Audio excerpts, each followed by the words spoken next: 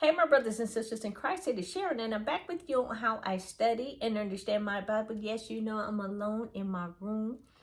I'm empty, prayed up, ready to receive what the Lord has in store for me. Now, you know me and my routine, everything and everybody is outside the door. They don't get to come in here. It is just God, myself, my Bible, and my notes. But let's go ahead and be about God's business here. And I'm coming to you out of Exodus chapter 20, verses 1 through 26. And this would be Exodus part 1.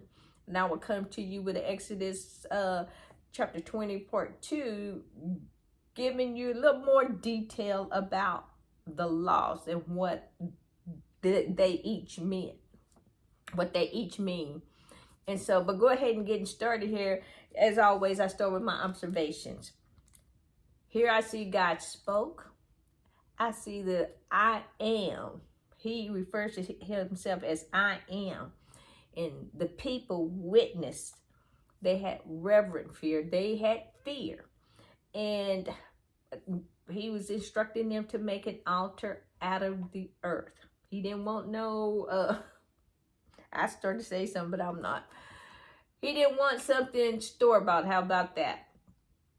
He didn't want anything made out of materials that man made, but you made it out of the earth.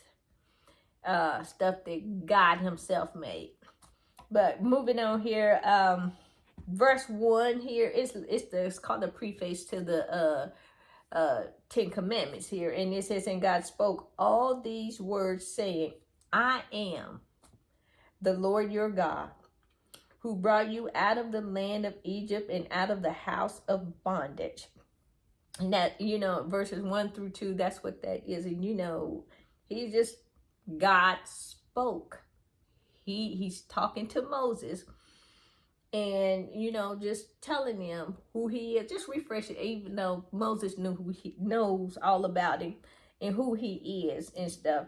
And then verses 3, verse 3 here, he starts out with these commandments. And this is the first of the 10. Number 1, you shall have no other God before me. And here, you know, this is, it's his first commandment. It was called the monolity. One God, you know, worship of only one God, mono, and the faithfulness to the Lord. In verses 4 through 6, you know, here you're gonna have the second commandment, and that commandment is, you shall not make for yourself a carved image of any likeness of anything that is in heaven above, or that is in the earth beneath, or that is in the water under the earth. Excuse me. And you see, you know, some people have absolutely no pictures, no nothing in their houses, in their churches, or nothing, because they were saying that is, you're breaking that second commandment, and because, you know, carved images. But in part 2, I will go into a little more detail about that, what it is, carved images, and what they, any type of images of God or anything that's in heaven. And number 1, we don't know what's in heaven. So how, I mean, you know, man can only make what he sees. I mean, you can dream up some stuff, but nobody knows. You don't know what's in heaven, but your spirit will guide you. And hey, you got to cross a line. Let's not make this. Don't do this and stuff. But anyway, like I said, in the second part, I'll get into that more. And moving on here to the third commandment is that you shall not take the Lord's name in vain. And that's, you know, using it in a disrespectful way. Because God, we are to honor God in all that we do, all that we say. We are to respect him. We're not to use his name emptily, carelessly, or in profanity or any, stuff like that, in common way, because there is nothing common about God. And in verses 20 through 11 here, you have the fourth commandment. Remember the Sabbath and keep it holy. He wants you to rest on that day. Rest on the Sabbath.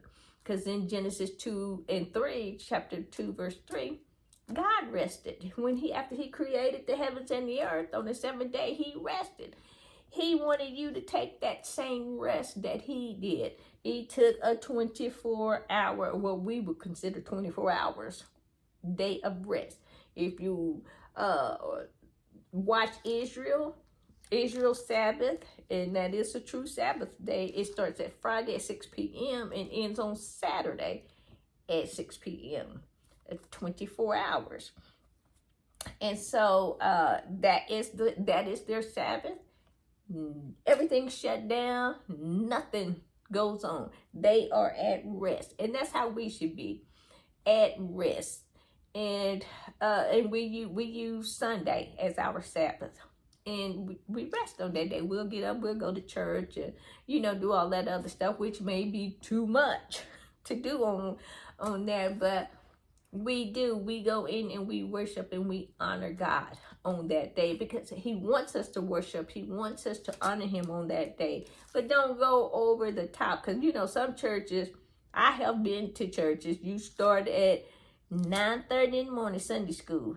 And then by 3:30, maybe, you might be hearing the benediction. That's an all-day, 8-hour service. And you don't even get no lunch break.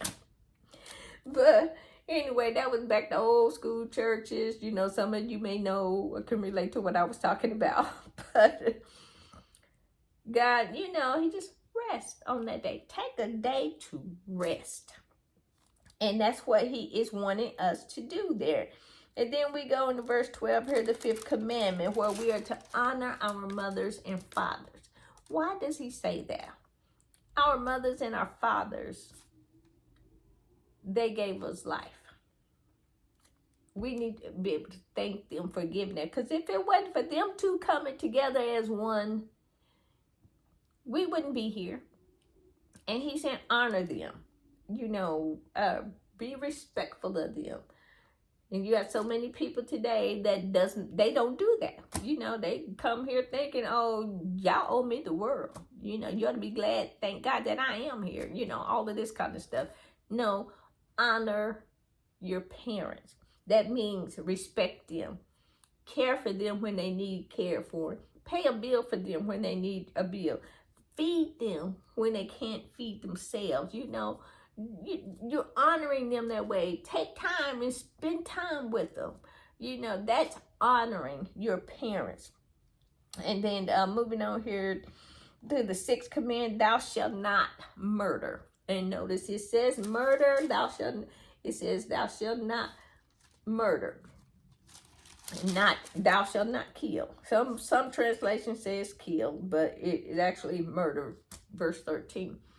And again, that will be another, in the following video, going into more detail about that. But moving on to verse 14, the seventh commandment, thou shalt not commit adultery. What is adultery? Sleeping, two married people going to bed or having sex with somebody outside of their marriage. That's not their husband or their wives. That is committing adultery. You are breaking the marriage vows, period. I know in this day and time, they have all this other kind of stuff going on out here where they say both is in agreement. Yeah, God is not in agreement with that. He said, do not do this. That's committing adultery. And then moving on, verse 15 here, thou shalt not steal. That's a commandment. This means that God don't have any problem with you having some personal property. In order for somebody to steal something, that something has to belong to you. And so he's saying, don't steal it. Don't take it. Ask for it. Get permission to borrow it. Get permission to to use whatever it is. But don't steal it, don't take it. Just because you want to do it. You can't do that. Thou shalt not steal. And that includes governments. I had to put that in there. But, and then moving on here to the 9th commandment. Thou shalt not bear false witness. Thou shalt not lie. The social order of things depends on truth. You know, being truthful in speech. God is truthful in his speech. And every word he says is truth. Truth, truth. There is no lie. He is God. He cannot lie. We, on the other hand, men, some of us can lie quicker than they can blink their eyes. You know, or as my grandfather used to say, you know, when this person is lying, their lips moving. That's the truth. Because that's how some people live. If they mouth moving, they lying. And he's telling you, don't lie. Speak the truth. Go ahead and speak truth. Because when you tell one lie, you got to tell another one and another one and another one. And so forth.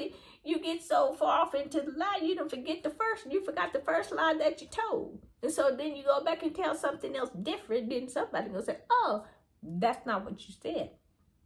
And, excuse me. And so, but moving on to, hold on just a minute.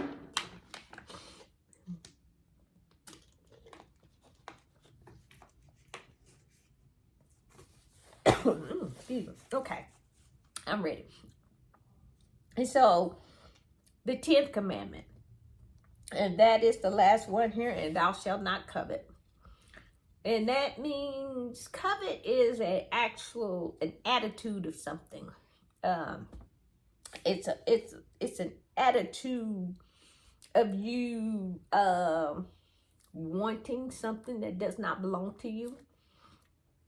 Wanting to attain something that you did not do the work for, do the due diligence for. You know, stuff like that. Now, desire, excuse me, desire and covet is two different things. And so I will cover that, I will cover that in the next video. But this will end my Bible study for Exodus chapter 20 part 1. And then part 2 will be following.